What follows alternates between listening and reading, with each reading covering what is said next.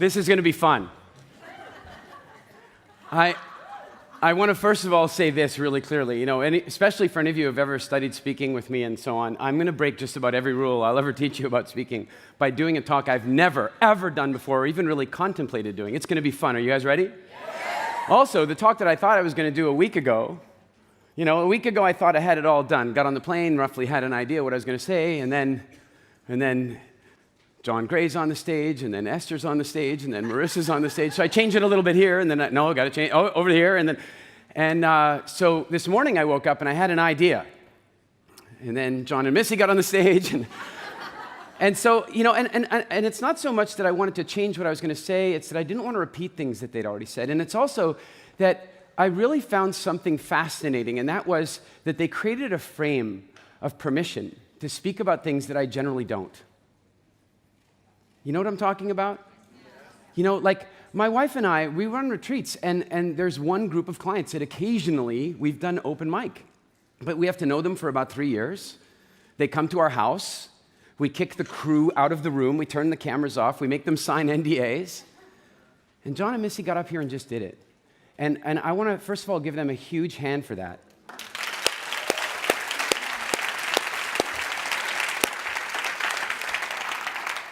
But I also want to acknowledge another energy that made that possible. And together, what I want to acknowledge is vision for creating an environment where we can come here and speak our truth, and that you can be here, and I want to thank you. So all together, everything that is A-Fest, thank you guys so much.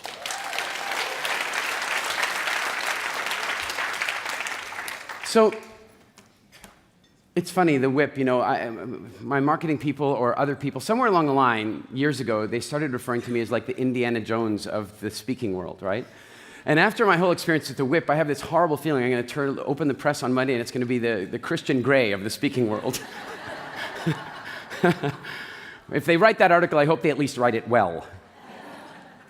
So I want to share something with you about cheetahs. You guys familiar with cheetahs? I'm not saying cheaters, cheetahs. For the English people, they don't have R's. I don't know what the deal with that is. But cheetahs they're fascinating. Do you know that a cheetah can do 0 to 60 or 100, depending on which measurement you're using, at about the same speed as a Tesla? Isn't that incredible? But there's something fascinating about them, and that is that when they have their children, when they have their first litter, almost always the first litter doesn't make it. Almost always. The first litter rarely ever makes it, and then the mother learns from that, and then eventually she goes on to have it a second and third, and she can then have successful children. And I mention that to you because I am certain that my brother and I were the first litter. It's a miracle that we're here. And I'm joking a little bit about that, but what I mean is, and this is going to talk about parenting, I think it's interesting. We're here talking about love, sex, and relationships, and one of the things we've kind of left out a little, it's been touched on here and there, is love, sex, and relationships often leads to children. Sometimes on purpose, sometimes not so much. In my case, it was on purpose, but one of the things that I got thinking a lot about before I got into the idea of having kids was that my parents created a circumstance where I simultaneously felt very loved and unbelievably insecure all the time. My father was an alcoholic and tried to drink himself into oblivion on a number of occasions. He's sober now and everything's good, but this is the environment that I grew up in, and that's what I mean about being that first litter of cheetahs. I mention this because we now, as parents, how many of you guys are parents? Cool. That's excellent. And how many of you guys are going to be parents one day? Okay, excellent. And how many of you are like, no, I've watched. I'm not doing that. Stick with that. No, I'm kidding. I'm totally kidding.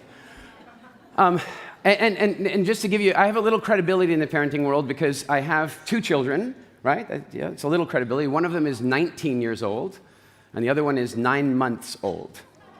Yeah, so I'm seeing a spectrum. My one son has a driver's license. My daughter will probably never need to drive. Isn't that interesting? Interesting for sure. And so as I go into this thing about being a parent, one of the things I think about is, wait a second now, I got to make sure that I don't put my kids through the stuff my parents put me through. I got to protect them. I got to take care of them. Because I would I would do just about anything to prevent my children going through the things I went through as a kid. And in the weirdest twist of fate, I am grateful for every single one of those things that happened to me as a child. That's the puzzle of parenting in my mind. Isn't it interesting? Yeah.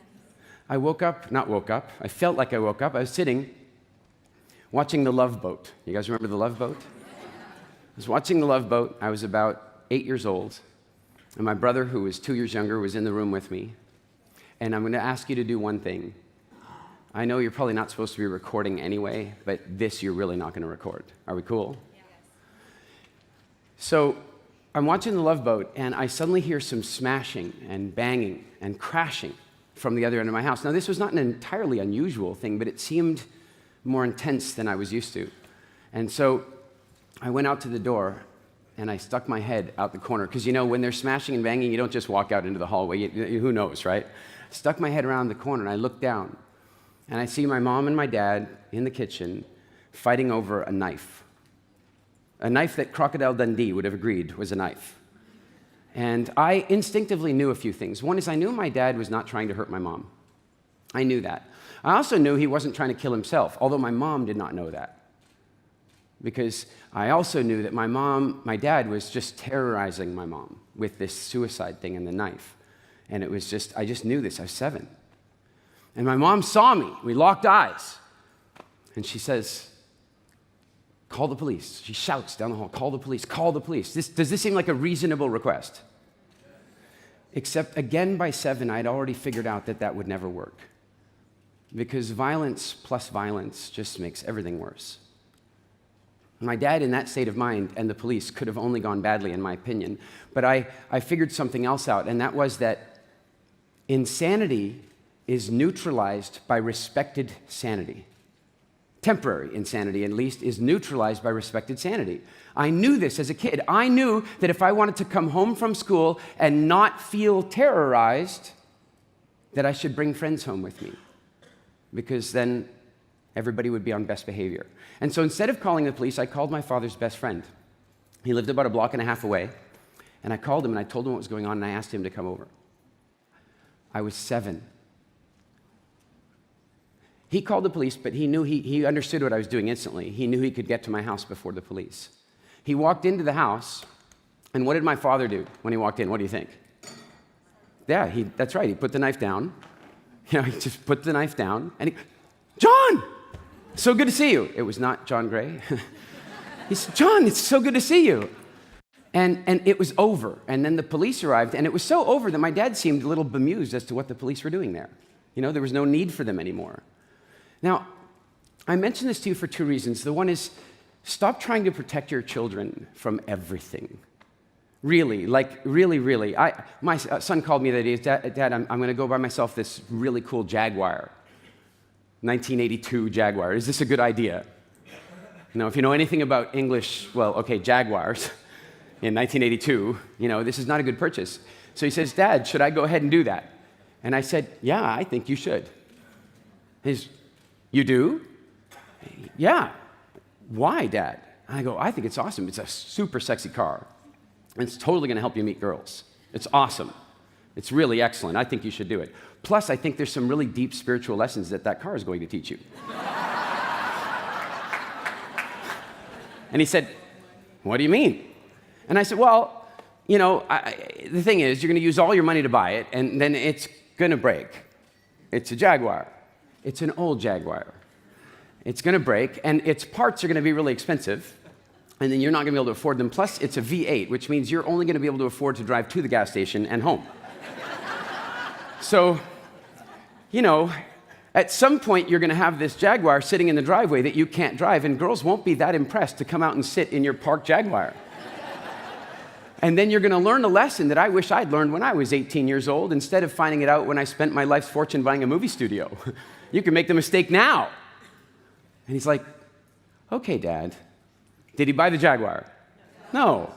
But I was totally happy for him to, because I'm not trying to protect him from everything anymore. I'll tell him what I think, but I won't tell him what to do. Does this make sense? So, along with that, I think a lot about what children do around creating meanings. Here's an interesting topic. After all this, I spoke to one of the children that was in the room watching their parents on the stage, and I thought, wow, it's interesting when your children get to see you speak. You know, Wayne Dyer used to say that his daughter would be having a problem, and he'd go to her and he'd say, you know, honey, I think maybe I can help you. No, Dad. No, I don't need to hear it. Thanks very much. And he's like, but honey, people pay me like thousands and thousands of dollars to help them. Yeah, you're my dad, right? And so for years and years, my sons never had seen me speak anywhere. And one day I showed up in Vancouver and I was doing an event, and there's about 1,000 people, which is enough to create an impression on a child. And he saw me speak, and then after the event, he came up to me and we're walking along, and he goes, Dad, I think you know some things. Yeah, it's a little different. But here's something. Is anybody here bemused about how to speak to children about sex? Anybody curious about that? I got to tell you that I think this is a really important topic that lines right into what we're talking about here.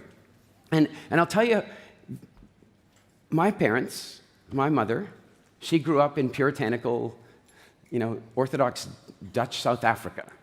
So what do you think her sex education was like? I will tell you that when her period came, she thought she was dying.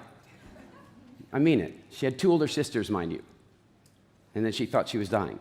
She didn't tell anybody because she wanted to go to school and say goodbye to her friends. And so my parents decided, we're not doing that to our kids. My dad in particular, we're not doing that to our kids. We're telling them everything. I remember sitting there one day and he's like, well, the man puts his penis inside the woman. And I'm immediately thinking, I don't know how, it's just this little thing, a rubbery little, And he sees the look on my face and he goes, no, it'll get hard. And in my head I'm going, call social services, man, I'm 4 years old. Like he was telling me everything. I felt like I was being abused. And so now I'm thinking, now I've got kids and I'm like, I know one way not to do it, and I know another way that's even more dangerous, I think. So what do? So one day I'm sitting with my son came to visit me in Turks and Caicos, where I was living at the time, and I said, listen, Daniel, I need an hour, just an hour to catch up on some work and stuff, and then after that hour, you've got me. We'll go drive the Jeep, we'll go have some fun. And my son, unfortunately, listens to me how to do marketing. Know your target audience, know what's important to them, speak to them where they live. That's the key to marketing, really. And so he knows his target audience, it's his dad. And he knows what's important to his dad at that moment was work. So if he comes up and asks me about kid things, I'm going to say, Daniel, I told you I need an hour to work. No, he's really smart.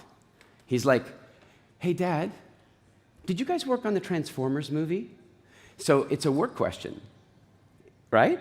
I'm working, it's a work question. Resonance, this is marketing, guys. And I'm like, yeah, we worked on that movie. And in my head, I'm thinking, he knows that. Why would he ask that? Oh, well. And he goes, hey, Dad, now, he's about 12, and girls are bad, right? They're icky, they're embarrassing, and they're bad when you're 12, or when he was 12. And so he's like, I'm typing away, and he goes, Dad, what was your favorite part of the movie? I'm typing away, and I'm not conscious, like I'm working, and I shouldn't be having this conversation. I'm fully focused. And I go, oh, it was probably that scene when Megan Fox was running in slow motion through the... I just referred to bouncing breasts to my 12-year-old son, and I'm thinking, I've just done what my dad did. And I look out the corner of my eye at my son over here looking at him, and he goes, yeah, that was pretty cool, wasn't it, Dad? I'm like, we can talk. It's coming, right? So I sat down with him, and I said, hey, Daniel, listen. I want you to know you can ask me about anything. Sex, drugs, rock and roll, bring it on. Bring it on. You can ask me anything. And he goes, no, I can't. And why not? He goes, because you're my dad. It would be embarrassing. I said, no, but you see, here's the thing. I've experimented, I've tried it. Why go make the mistakes on your own? And tell me, is there some 12, 15-year-old out there you're going to go ask them? You got to ask me. He goes, no, I can't do it. It's too embarrassing. And I said, I'll tell you what. I think I know where the line of embarrassment is. So you ask me a question. And then if I think it's going to hit you in the line, I'm going to stop. I'm going to warn you, and then you can decide. And he goes, okay, we'll try that. So one day he's like, hey, Dad, I think I want to work out more. I want to get more fit. Now, do kids care about their health? No. No. So trying to convince him to work out for his health is a pointless, again, lesson in marketing, right? What's interesting to him. So I don't talk to him about his health. Oh yeah, Daniel, that'd be great for your health and your longevity and your, no, I go, that's awesome. It'll be great for meeting girls. And he goes, it will? Why? And I go, instincts, Daniel, instincts. And he says, and he and I talk about natural selection and instincts all the time. He knows about my visits with the Bushmen and all this stuff. So he goes, well, if it's instincts, then it must have provided like a breeding advantage somewhere along the line. And I go, yep. And he goes, well, how? And I go, I can't tell you. He goes, why not? Boundaries. Try. Well, all right, I guess I probably can. I mean, all I'm really saying is that if a woman sees a man that has really like strong, powerful legs, good bum, good chest, she doesn't even know it, but her DNA responds to that. He's like, really? I go, yeah, I mean, if you see one man who's kind of standing like this and another man that is just that much up, I watched that happen in the audience. Women responded to that, some. And I was amazed. Even with the spotlights, maybe I just felt it. But it was a disturbance in the force. So my son he goes, okay, why? I mean, why would that give them that response? And I'm like, well, I don't think I can tell you. Why not? This is where the boundaries come in. Try.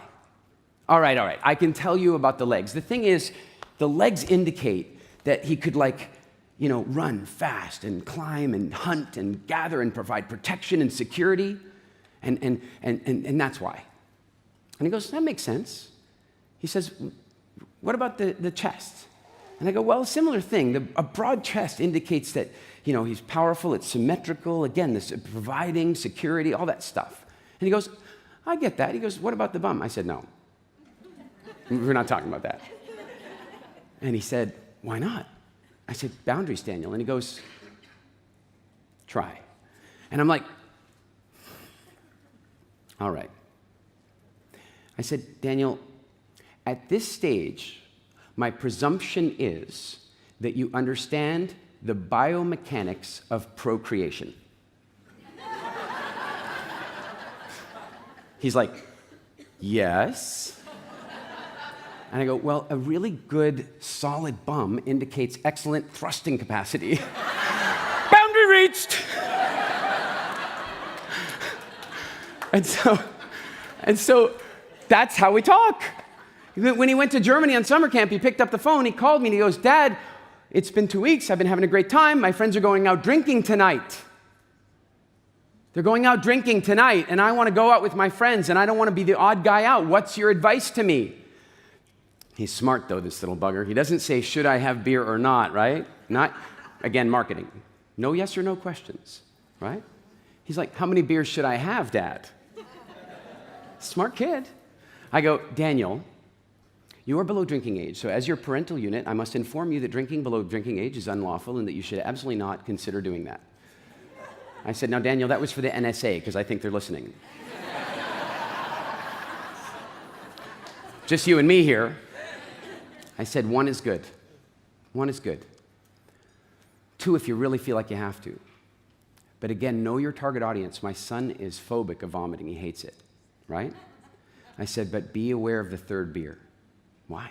It's the puke beer. What? It's the puke beer? He's like, I'm not having 3 beer. But you mean if I drink a 3rd beer, I'm going to puke? And I go, not necessarily. But if you drink a 3rd beer, you will lose your decision capacity and you will have a 4th beer. And then you will have a 5th beer and then you will vomit. How many of you would love for your children to call you before they drink their first drink? Create the frame. Give them permission, create the frame. And I'm grateful that I've been able to do that. And one of the reasons that I've been able to do that is that I've just been trying to observe human behavior my whole life. I've asked questions from the beginning. You guys know Rudyard Kipling and the Just So stories? Anybody?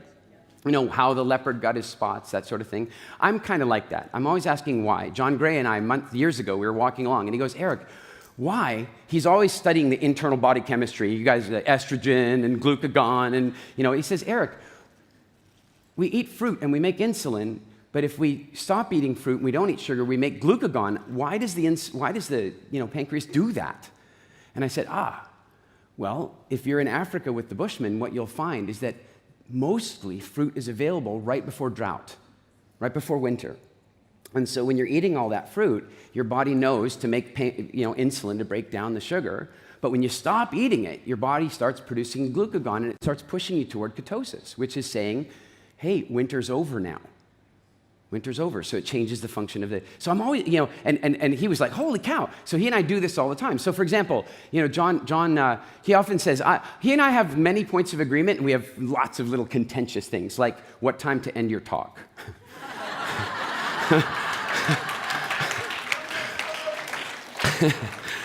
But one of them is that and this comes from old Mars Venus days, but he said, women say 10,000 words a day and men say 5,000 words a day. Women, how many of you would categorically disagree with that statement? I agree with you, because I don't think it's a matter of the number of words a day they say, it's a matter of when they say them. It's a matter of when they say them and what they're talking about. But before we go into this, I need to offer a few things. The one I want to offer you is that I'm going to occasionally use stereotypes. I'm going to say men do this and women do that, and I know that that is not consistent. But I am not ruling my life by what I call the tyranny of the bell curve. You know the story? The story of the woman who never ate well and drank and smoked cigarettes and all the way till the end. This was my grandmother, by the way, and made it to the ripe old age of 86. That's somebody at the edge of the bell curve. The rest of us living like that, it would go badly. Does this make sense to you? And so in the middle of the bell curve, men do this and women do that. Are we okay with that? Yes. Cool. And so in order for us to really do this properly, I also want to put you into a time when things are a little different. Because you see, one of the things that's difficult in discussing gender differences, and I go to Norway to discuss gender differences sometimes. It's hard.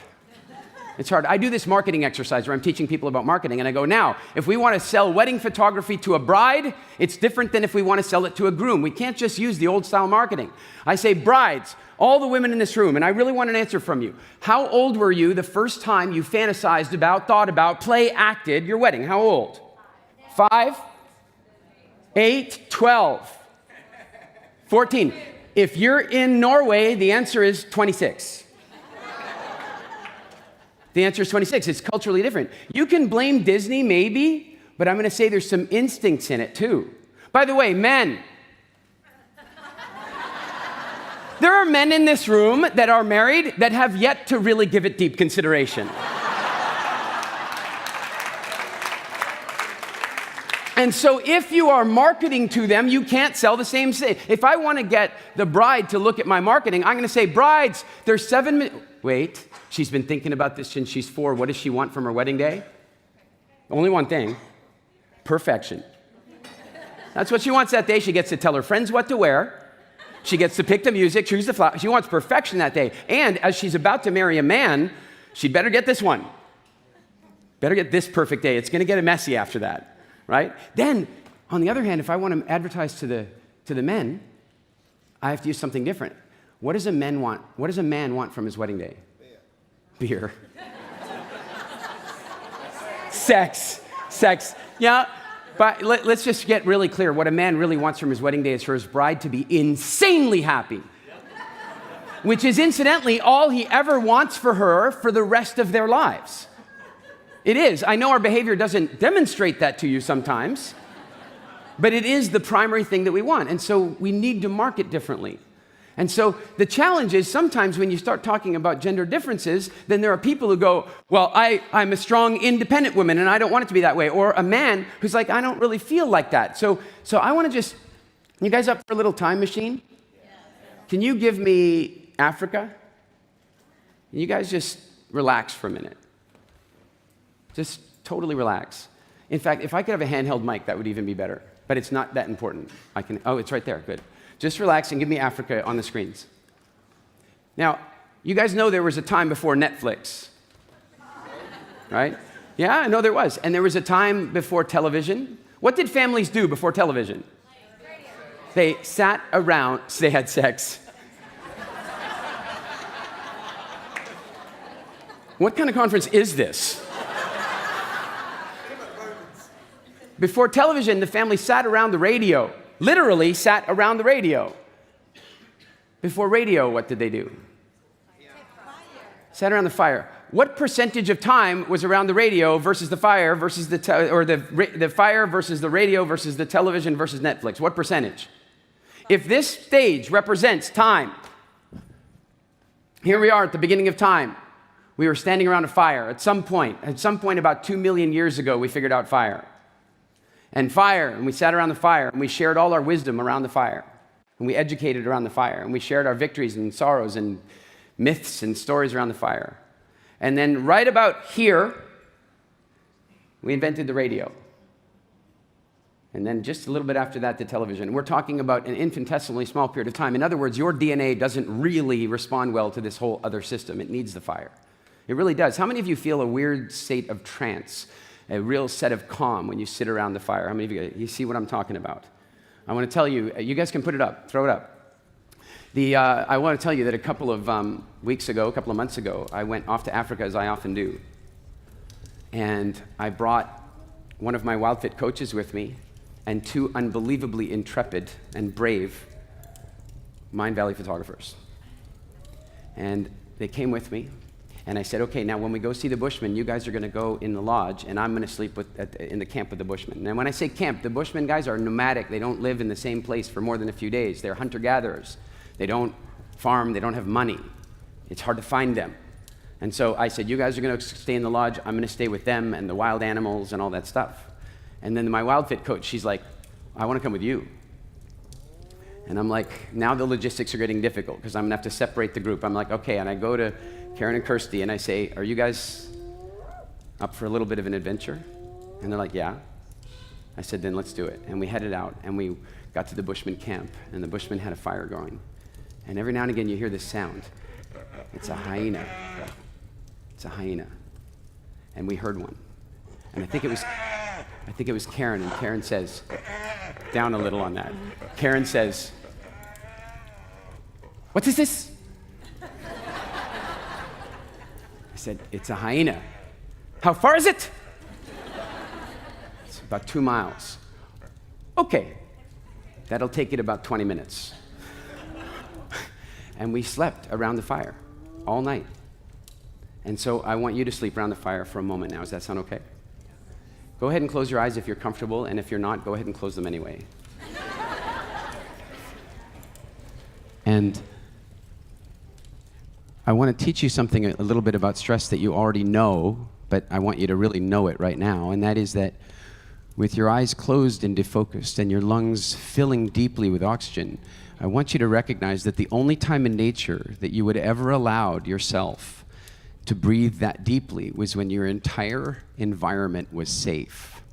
Would you breathe that deeply if there was a lion 30 feet away? No. But when your environment feels completely safe, it allows you to begin to breathe really deeply now because your environment is safe. And the more deep breathing you do, the safer you feel. And in that place of safety, you can let go of any muscle tension from your toes to your ankles to your legs and knees, through your hips. You can bring a warm sense of relaxation up through your hips into your belly, and your bum, your back. You can let it roll up over your back, come down the front of your face and relax your face. Even the little muscles at the corners of your eyes. Even your tongue can let go right now. And in this place, what I would like you to do is understand that you are entirely safe and that we're going to travel in time. And we're going to go back. We're going to go back to your parents, 2. And then your grandparents, 4. And then their parents, 8. And then their parents, 16. And then their parents, 32. And then their parents, 64. And then their parents, 128. And then their parents, 256. And then their parents, 512. And then their parents, 1,000 people 10 generations ago had sex to make you. And then another generation, it's 2,000. And then it's 4,000. And then 8,000. and then 16,000, and then 32,000, and then 64,000, 128, 250,000, 500,000, and 20 generations ago, 1 million people fucked to create you. And I want you to go back and be there with them right now. I want you to imagine what the world is like without a cell phone, without electricity. The stars are brighter than you could ever imagine unless you've been in one of these places. In fact, when you're in that deep place in Africa, thousands of years ago, the stars are so bright that they seem like all variations of white in the sky. As in, there is no point in the black sky that is not white. It's glittering. It was the primary entertainment. And you stare up and you look at those stars. And then I want you to imagine contemplating that you're going to sleep that night. And while you are asleep, there will be large animals all around you in the bush. Elephants, rhinos, giraffes, lions, spotted hyenas that can crush a giraffe's thigh bone with their jaws, leopards that love hunting primates. For those of us that have ever had a fear of the dark, it's natural because it was a dangerous time. And then I want you to imagine that the next day, when everybody wakes up with the sun and the birds start coming along, that you start contemplating your day a little bit further. I want you to know that you were not safe back then. And then, for those of you who are women, I want you to think about the moment that the men left camp to go hunting. The men left you with the children in the camp to go hunting. There are still big, large animals out there.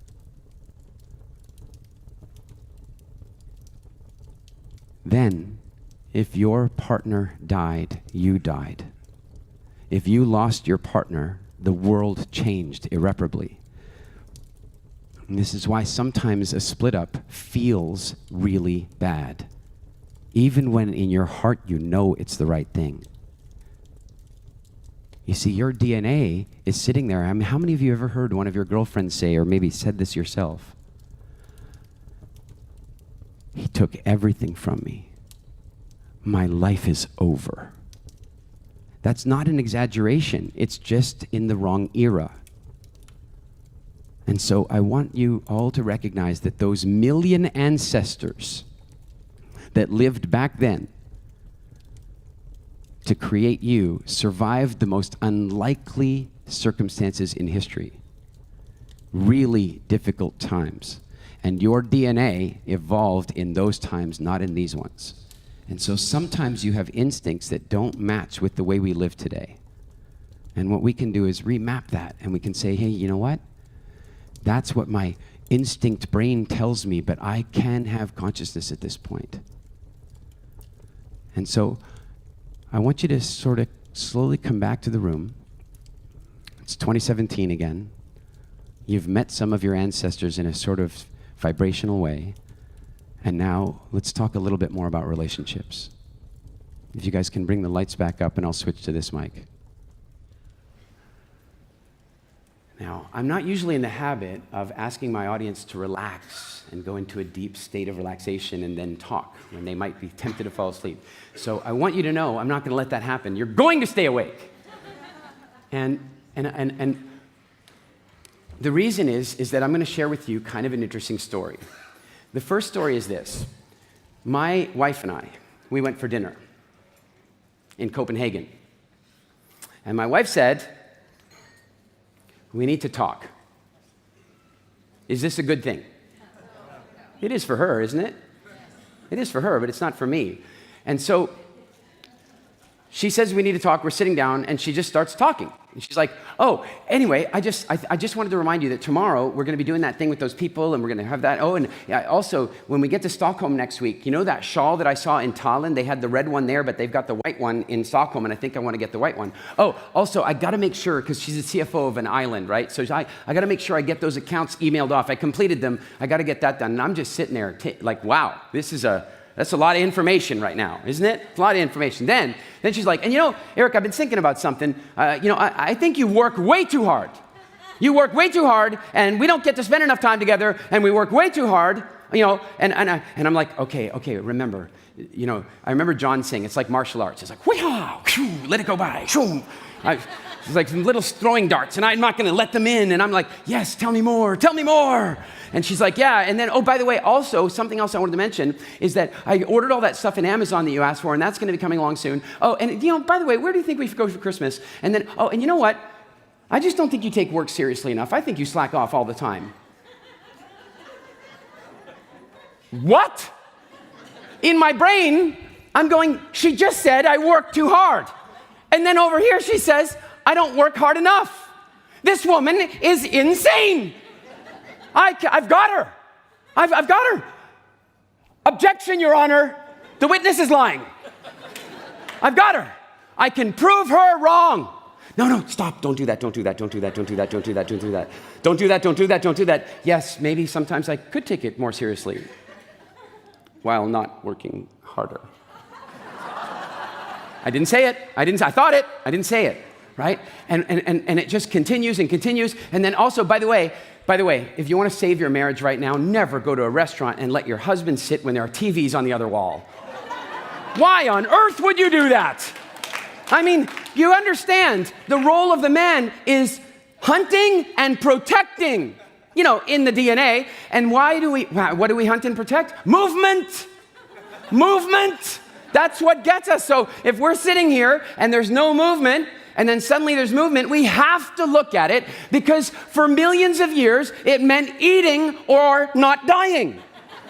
So we have to look. To not look is very stressful for us. And so I'm sitting there talking to my wife, and she's giving me all this stuff. And I'm going, look at her eyes, look at her eyes, look at her eyes, look at her eyes, look at her eyes. Don't look away, don't look away, don't look away, don't look away, don't look away, don't do it, don't do it. Oh, there's something over there. I go, I did it! I looked away and it was just the TV again. Okay, no, I can fix it. Shit, what was she talking about? Oh my God, I wasn't listening.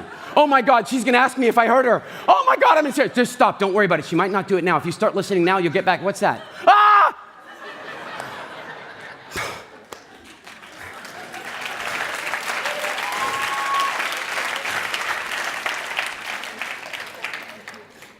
Please, no TVs.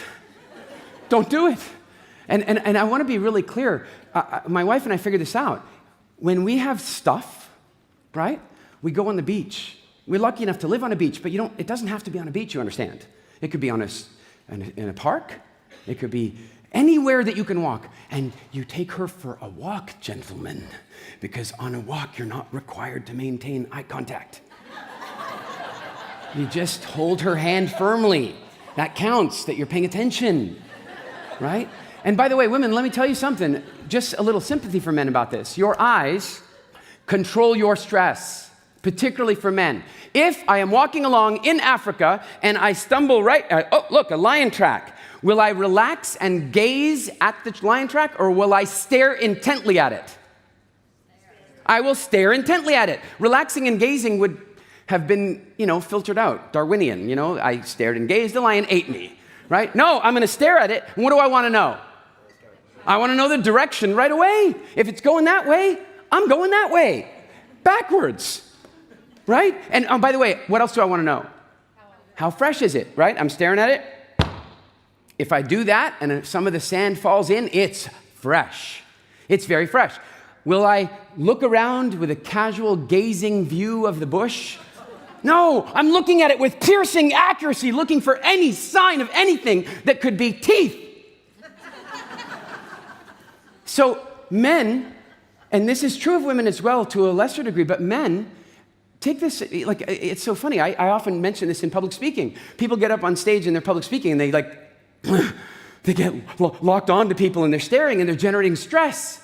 In John's language, the minute they start staring, the blood stops going to the conscious part of the brain and moves back into monkey brain, right? It's really difficult. So when you demand eye contact from us, you are inherently stressing us out to no end. So go for a walk instead. Now when my wife no longer says, we need to talk, she goes, we need to go for a walk. Now I know. I put on my sunglasses, the ones where she can't see my eyes, and we go for a walk, right? But now let's talk about talking. I'm puzzled by this whole talking thing. Like, she just said that I work too hard and that I don't work hard enough at the same time. Why can't I point that out to her? She clearly has brain damage. There's something wrong. But then I have to realize something. When the men left camp, what do you suppose the women had to do to keep the animals away? Talk. They had to talk. Every hiker knows it. If you're in grizzly country, you talk on the trail to keep the grizzlies away. So the women had to talk, and they had to talk a lot. They had to find very long ways to say quite simple things. Just, the men are going, dude, you said it and you didn't get rocks thrown at you yet. They need to talk. And women, can I please have an honest thing from you here? You know, I decided I'm going to borrow from, like, you know, Marissa and Lisa and Dan, okay? If I say something that really works for you, and I have to try and do this with an English accent so I can have Marissa, and then I have to have Lisa and I have to have Dan. Okay, right. Now, if I say something particularly poignant for you at any given moment, what you're going to do is say, fuck yes. Now, what I'm getting at here is that if you want to compare this, it's very simple. In the Bushman camp, every single camp I have ever been to, and I've been to many, there are two fires. The men are sitting at one, and the women are sitting at the other one, and they do not speak to each other, almost ever. I've been with them for like days on end, and the women occasionally walk over, say two words, walk back over to their fire. Done. There's almost no interaction. We've lived like that for millions of years. Oh, I get it now. Look, guys, if we have 10 men sitting around a table having a chat, and one guy is not saying anything, he's just sitting there, doesn't say anything, will anybody notice? No. No, they won't. The guy's like one less guy to compete with in this conversation. Now, if one of the guys does notice, he's going to turn to his buddy and go, hey, dude, what's up? Nothing? Cool. Done. Right? 10 women sitting around a table. One woman doesn't talk for 12.4 minutes. At about the 12.4 minute mark or sooner, one of the women's going to notice that Sally is not pulling her weight. Because talking is a job. You know, the hyenas are out there. And so they're going to go, Sally, what's wrong? And Sally's going to go, nothing. But is it nothing?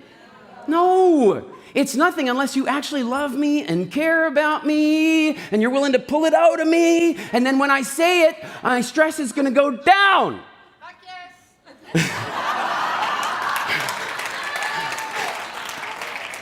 So now, wait. Now let's put the men and the women at the table together. Johnny's not talking. Nobody cares.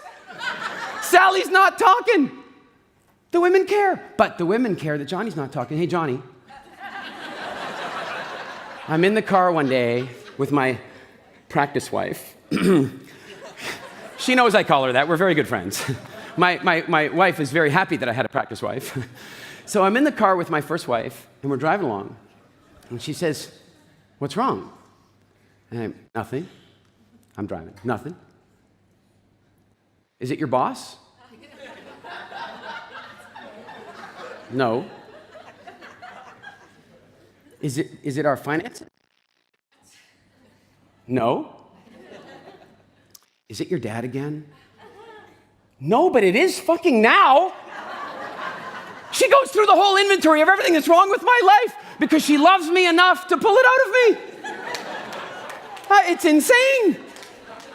It's insane. And so my wife and I, we started to navigate this stuff. You know, now what happens is she starts talking. Immediately, I start thinking, oh, interesting. She's afraid of the hyenas.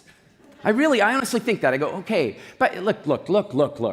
Women, are there times when you're trying to talk, and if the man finishes your sentence for you, make the sound that gives you.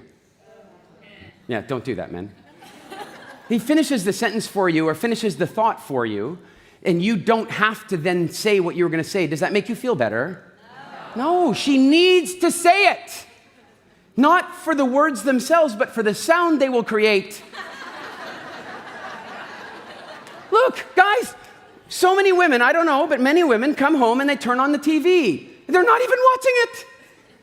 Because the sound is making them feel like camp is safe. And that's why sometimes they talk in ways that we don't really understand.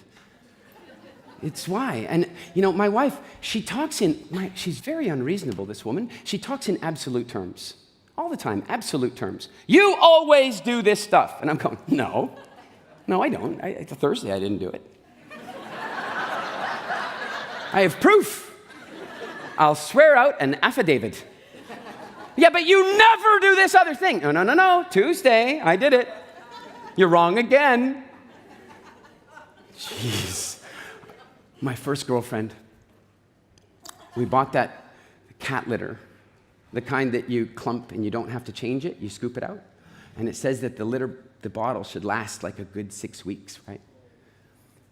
But the thing is that the first one doesn't last 6 weeks because you have to fill the litter box up once. Then after that, they're going to last 6 weeks. So knowing this, she bought this stuff. Knowing this, I filled the litter box all the way to the top, the way to the line where you're supposed to, which used up almost the whole bottle. And she comes into the bathroom with the cat. And she's like, Eric, what the hell? This is never going to last 6 weeks if you use all of it right now. And I go, yeah, but if you don't put it all the way in, then when the cat pees, it'll go all the way to the bottom, and then it's pointless. It'll get all wet at the bottom. And she goes, no, this has to last 6 weeks. And I'm like, no, really. The first one, I'm calm, Eric, calm, and prove her wrong. Oh, that's I'm getting that T-shirt. Keep calm and prove her wrong.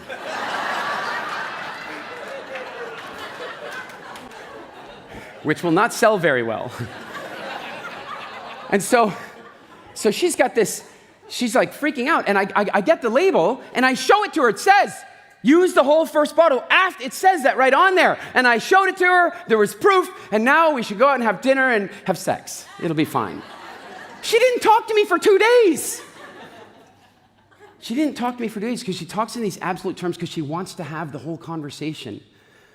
And so when my wife and I walked out of that restaurant in Copenhagen, I was stressed. I mean, I tell you guys, I'm telling you, we can make jokes about all, but my heart hurt. My brain hurt. I sweat. I was stressed from the conversation. She had bombarded me and bombarded me and bombarded me, and I had taken it. I'd say, tell me more. And I was like,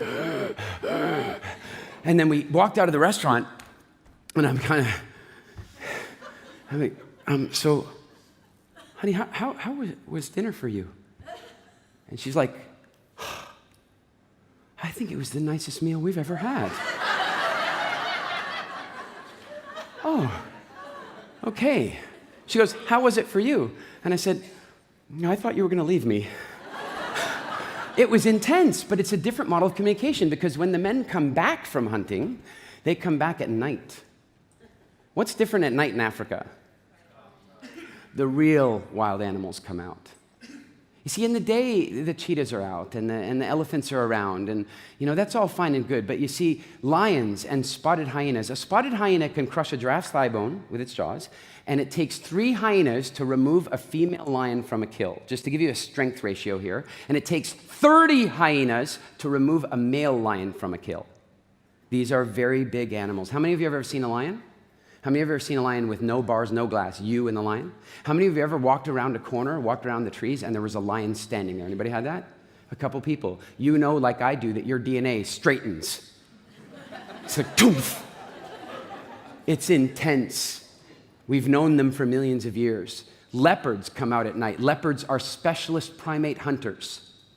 They know exactly where your kidneys are. A leopard will jump on your back, grab you by the neck to paralyze you, and then when you tickle your cat's belly and they do that thing with their back legs? That's kidney removal. That's what it is. And those are the animals that are out at night, and the female voice does nothing to deter them. It is a dinner bell. The female voice does not scare those animals. It's a dinner bell to them. They're not frightened by it. But what they are frightened by is the cavernous voice that males make. And so when the sun goes down and the men gather around the fire, the men start talking, and they talk like crazy. I asked the chief, I said, what are the women talking about all the time? And he goes, who knows? Yeah. Oh, by the way, one of the visits I went with them, I said, I sent out this broadcast to some of my close contacts, and I said, I'm going once again to visit the Bushmen. Do you have any questions for them? And I got the most incredibly interesting questions. I got some cool questions back from Tony Robbins. John Gray sent me a list of 30 questions, 20 of which would have required therapy to ask. They were pretty deep. He wanted to know how many orgasms they had. I don't even know how you say that in the Bushman language. I like try that. It's not going to be easy. But I did ask them on his behalf. I said to them, how do you know when you pick the right woman? How do you pick the right woman? He goes, oh, there's two things. If she has a good work ethic, think about the time, guys, right? If she has a good work ethic, and now you define this as you will. Those of you in the Tantra crowd, you may take it one step further than others might conceive. But he said, if she has a good work ethic and she can produce the nectar of God, then she's a good wife. And I said, but what about her personality? And he goes, why would that bother me? They have almost no interaction other than mating. It's really fascinating. And then I said, well, how long does the process take? You see the girl, you're attracted to her. How long till you're married? And he goes, well, it could be instant. Days, weeks. It could be instant days, weeks.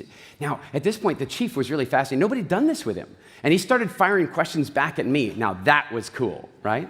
He goes, well, what about your tribe? What's the mating ritual there? How long does it take to get married? And I said, well, I come from a tribe of many, many tribes. I said, there are some cultures where the parents choose the mate for you, and with no choice to the woman at all, or even to the man in some cases. I said, it's a very weird world out there outside of this little Bushman area.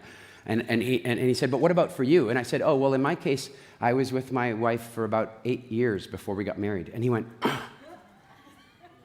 8 years? Really, 8 years? And I'm thinking, what's his problem? And I went, oh, in my tribe, premarital sex is okay. Oh, okay, he says. Everything's going to be okay. But back to the sun going down and the big animals coming out, I asked the chief in the end, I asked the translator what the women were talking about before the sun went down. He says the women are telling stories about the environment, and they're telling stories about the politics, and they're telling stories about each other, and they're comparing notes on the different men. They're sharing valuable information. They're sharing snippets of information. It's like inventory to women. I've got my bag of information. Do you have some information to share? Let's do that, right? But then we're at the night fire, and the men are there, and they have this like clicky sounds that they make when they speak. It's really cool. And I said, what are they talking about? And he goes, oh, they're talking about the most incredible hunting trips that they've ever been on, and the big animals they killed, and the gorgeous woman from the other village, and they're talking about the big storm and all this kind of stuff. They were talking about the same things guys do now: sports, women, achievement. They were talking about stuff that, they were comparing battles with each other. Very different model of conversation. Also, at the men's fire, very often it would be one man speaking and 9 men listening, and then one other man speaking. At the women's fire, whoa. It was like birds in the corner, nattering and going away. It was almost like music over there. And this makes me think a lot about why my wife and I have had communication issues. So I'll tell you some of the clues. A little life hack. My wife learned this: I won't argue with her feelings. I won't do that. And so she no longer says to me, I think that you work too much. She says, I feel like you work too much. And then I immediately realize it's totally reasonable that she feels that way. I can see why she might feel that way at times. And if 10 minutes later she says, but Eric, I feel like you don't take it seriously enough, then I don't disagree with that emotion. I can see how she might feel that way, because I began to realize that my wife, and I don't know if it's like this for the rest of you, but my wife wears emotions like she's shopping for clothes sometimes. It's like, oh, I'll try this one on, and then I'll try that one on, and it can switch and change so fast. And I just put on this sound like Steve Jobs. I got my black shirt and my jeans on. There I am. And as I began to navigate that, she learned that if she said, I feel, that I would not argue with it anymore, because there's no point arguing with a feeling. But here's one of the problems. One of the reasons that women do this stuff. You guys want to know why PMS is tough? Would anybody like to know why PMS is tough? PMT for some of you, or what we're really talking about is that one time of the month when you hate him. You know this? You know what I'm talking about? what's really going on there, I believe, is that you are testing him for eventual pregnancy. You're saying, you know what, when I get pregnant, I'm going to be grumpy, I'm going to be moody, and it's going to last a long time. And I'm going to figure out right now if you got the balls to stay with me. And so I'm going to say unreasonable things, I'm going to be a little nasty to you, and if you run at the first sign of trouble, you are not daddy material. Does it make sense? So when I'm going through this stuff with her, I began to really get to the point where I began to realize that sometimes she didn't say "I feel," and that's because the minute something becomes a system, it's no longer a good test. See, she's saying that stuff to test me, but if she says "I feel," she's giving me a cheat sheet. And sometimes if she's really upset, she's going to remove that. She's going to, no, you can take the test for real this time. You work too much. You're doing this. And I then have to translate. She means she feels that way. And then I respond to her feeling, and it changes everything. Does this make sense? It just navigates the situation so much better. It makes me feel like I can communicate with her and she can communicate. Do I get it right all the time? Absolutely not. I completely relate. I know John and Bonnie very, very well. I'll share a little side story with you. They invited us over for dinner one day in Mill Valley, where they live, and we're sitting there, and then Bonnie goes, "Eric, I've noticed that you tend to end all of your talks dead on time. Could you tell us more about that?" She did. I'm not kidding you. I know them quite well, but I also can relate to the thing that she has, where it's like people come and go, "Oh, you're married to John Gray, you're so lucky." People say that to my wife sometimes. I'm like, "You have no idea. I'm a nightmare. I'm a guy. I'm a nightmare. It is what it is, but I do the best that I can." But what I'm sick and tired of is a personal development industry that puts it all on the women or puts it all on the men. It's like, "Oh, men, you got to just understand women are going to do this and this and this." No, women, you got to understand too. Is that fair? Yes. And my wife and I have figured that out fairly well. We've been together for 12 years, and she is absolutely my best friend in the world, without question. And she is the mother of my new 9-month-old baby, and I'm thrilled about that. And it's not always easy. In fact, I'll tell you, right now it's not easy, right? Brand new baby in the house. Is that easy? No. And we're navigating it, and we have to. So what I was thinking is I want to finish on something to tie this all up for you guys. This time I want to take you to the future. Are you okay with that? Yeah. Can you guys give me the fire again? I want to take you to the future. So again, make yourself, you guys, I love, one of my favorite things about A-Fest, I remember the first time I walked up on the stage, I walk up and I see this. And I'm going, I think the whole room should look like that. Wait, there was a room that I was in last night that was a bit like that. All right, in the interest of time, sit back, relax, take another deep breath. Sit back, relax, and take another deep breath. And as you do that, and as you let your muscles go, and as you breathe deeply, as you go right back to that state of relaxation that you had before, what I want you to know is that, again, you're in a safe place, but this time, we're not going to travel quite so far. We're only going to travel into your future. And I don't know what day exactly it is. I don't know what month exactly it is. But I know that it's the day that you wake up one day and you realize that you are enjoying the relationship of your dreams. It's that day. I don't know if it's tomorrow. I don't know if it's 5 years from now or next week. But you woke up that morning and you woke up with gratitude and realized that you are in the relationship of your dreams. And as you revel in the gratitude and the appreciation and the adoration of being in the relationship of your dreams on that day, all I want you to do is remember. I want you to remember what you did to get here. I want you to remember the times that you forgave, genuinely. I want you to remember the times that you did the things that maybe you didn't necessarily want to do because that's the price of admission, because you love that person. I want you to remember the times when you focused on all the things that you loved about that person instead of all the little things that you ignored in the beginning. I want you to remember how you arrived on this day in your most incredible, amazing relationship. Think about some of the things that you changed about yourself. Maybe there was that day. Do you remember way back in Ibiza?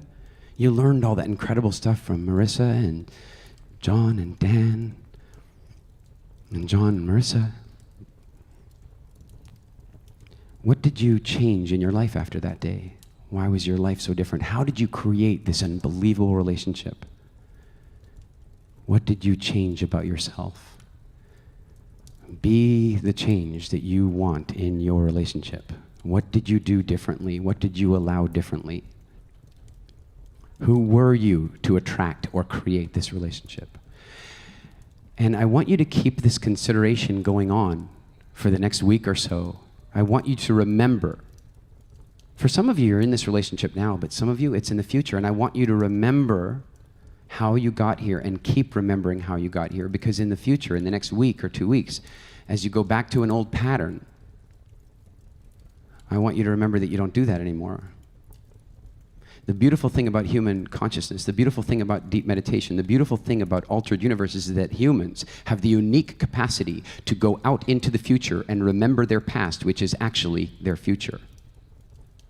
How did you do this? And as you prepare to come back to Ibiza now, as you bring your consciousness back into the room, retaining the memories and the skills and the realizations of how you created your unbelievable relationship, I want you to slowly ease your eyes open, and I want you to look around the room and make eye contact with people. Don't say anything, just make eye contact with them. Nice, deep eye contact. And with your eyes, I want you to give them one awesome AFES message. Tell them you're glad they came. Look them in the eyes and say, I'm glad you came.